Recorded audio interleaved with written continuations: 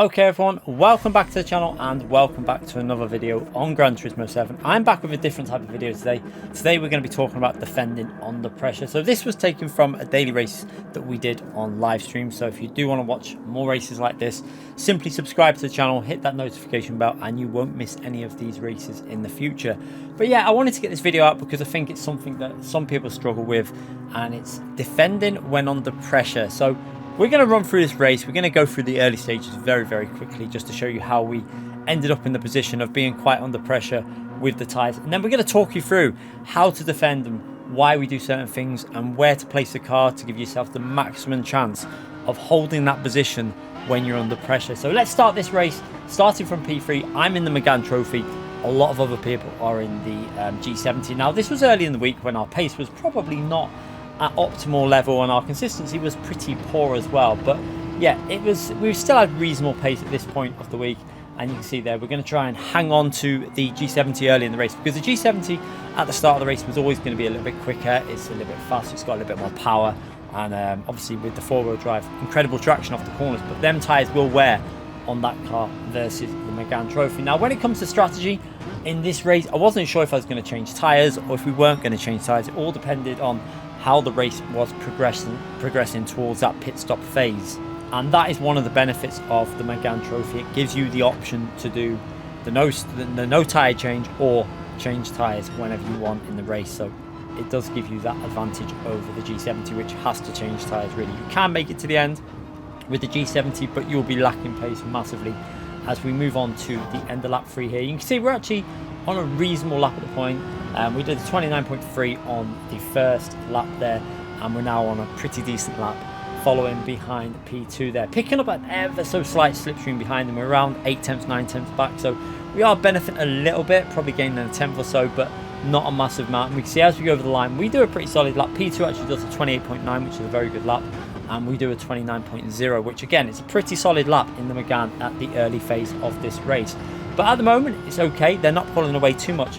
If we're going to do a tyre change though, we need to be a lot closer at the pit stop phase. But what we need to remember is that their tyres are going to fade towards the end of the stint. So as we come to the end of lap 4 here, this was quite surprising for me, and this really did make things a little bit more interesting, because P2 is going to go for a very early pit stop there. Obviously thinks that he can get an undercut, but the problem with that undercut is you're just going to come out into loads of traffic there, and he's probably going to lose out a little bit. So that isn't very likely to work in terms of getting an undercut over Lewis in front of him. So again, we're going to skip to the end of lap 5 now, and Lewis is going to go for that earlier pit stop because we started to gain up on him here. You can see this is the advantage of the Megane Trophy. The end of the stint is better. So Lewis, to avoid getting any sort of undercut or anything like that, pits on lap 5, and obviously the car that pitted early in him, he's obviously thinking of P2 who pitted early as well. But you can see here, I'm going to stay out, and by the end of lap 7 here, we were driving pretty awful. We had a bad lap 6, terrible lap 6 actually, and this lap was even worse. And then to top it off, you can see here the pit entrance was absolutely awful. But I knew if I don't change tyres here, we should come out almost level with Lewis. So you can see there, just as we come out of the pits, even though we had a terrible 2 laps, we come out side by side with Lewis, and we've got the inside line into this corner. So from this point here, at this point, we know we just need to hold a tight line here. Lewis is going to try and drag it around the outside, but you can see at this point, I know I can get aggressive on the sides, because you can see at the mirror there, he's behind, there's a whole car which is behind, and we can get aggressive and cover that corner off, and now just take a normal line through this corner because he's not going to be close enough. But we are going to go, you can see, over to the left-hand side straight away here, because this is just going to cover the inside line off, although we are a full car lengths ahead there. And because we're over a car length ahead, we can take the normal racing line. Now at this point here, you can see we can afford to take the normal racing line again into this corner, because Lewis hasn't got any of his car up the inside. He does have a little look, but I think he couldn't really push that into the corner there because he didn't have any of the car alongside, and we were able to take the normal racing line into that corner. So as long as you're over a car width ahead there, a whole car length ahead, you can afford to take that normal line into the corner. Now again here, into this next right hand corner, you can see we've held the inside line because we want to keep Lewis on the outside. We can afford to keep him on the outside there. He's going to find it very difficult to go around the outside there. And again, at this point, Lewis has a little look up the inside, but we don't go defensive, because at this point, you can see on the top right hand corner, we're over a whole car length ahead. So I can take a reasonably normal line through that corner without going too defensive. And you can see there, Lewis realizing that he can't go for that. And credit to Lewis again in this race, because he drove very well. Really good clean driving, He went for the gaps when he could, and when it wasn't really on, he knew not to just send it up the inside. Now, what we're talking about here isn't going to work with every single driver, because some drivers will overdrive it. They'll just send it in and use you as a wall. But if you understand the driver you're racing against, driving like this should help you maintain the position. So again, you can see we've gone over to the right hand side very, very early here. And the benefit we've got here is we've got P3 joining the battle, and that's going to help us in the long run, because Lewis will have to be looking in his mirror as well as trying to overtake me. But you can see here, going into turn 1, we've gave Lewis a space on the outside there, but what we've given ourselves is the inside line into this corner, and what we need to try and do is make sure we get a really strong exit. And again, we managed to get that exit good enough that I can get straight back over to the right to defend for this inside. It's really important to do that. Make it clear that you're defending that inside line before you get into the braking phase, because you don't want to be in the middle, like on the outside of the track, and then see that they're going for a move and then just cut them off. That's not going to work. You need to defend nice and early. Again, here you can see we're actually in a good position now, because of P3 catching up, and this isn't the advantage of what I was talking about. Lewis now has to look in his mirrors rather than me, and this is going to give me a couple of corners just to drive my normal racing lines, not worry about Lewis behind us, and just concentrate on lap time and, you know, the corner apexes without going defensive and always thinking about how to hold the position. So you can see here, again, into the next corner, we're not going to need to go defensive. We can just take our normal racing line, and Lewis seems to have got that position covered off, so he's going to come back at us. We have a little bit of a moment there straight away on the rear. You can see I almost drifted, and this means I'm going to go straight away to the right and just make sure I hold the middle of the track, because we don't want Lewis to think that he can send it up the inside. And again, Lewis now gets a really good exit off that corner, because he did a really clever move there of just making sure he gets a good exit. But at this point here, you can just see that Lewis isn't a full car length ahead. He hasn't got really any of the car up the inside, so he backs out of that one. He nearly runs right up to the inside, but we managed to hold the outside line there. And again, no defender needed for this left-hand corner. It's not really an overtaking position unless you're alongside. So again, into the final corner. It looks like we're safe here. No need to go defensive. So just concentrate on trying to get a good exit off this corner. And looking at this now, we're probably not going to need to go defensive into turn 1. So we don't need to take that defensive line to the right. 2 attempts. We've got a strong enough gap there to take our normal racing line. Just concentrate on the exit of this corner. You can see here, what we're going to do is to get the car straight back over to the right hand side, because we know that this is where you're going to go for an overtake. He wants to get that inside line, so we're going to the inside before he even thinks about that. You can see there. And then just make sure that we brake and hold a tight line on the apex so that he can't sneak the car up the inside there. So you're in control of the pace when you're in the lead, and that's what you need to remember. As long as you're holding your line there in front, there's nothing they can really do. You can try and go around the outside, but obviously with the G70 four-wheel drive, it's going to struggle on that outside line, trying to get the power down. But you can see again, on the exit of this corner, the Megane pretty strong.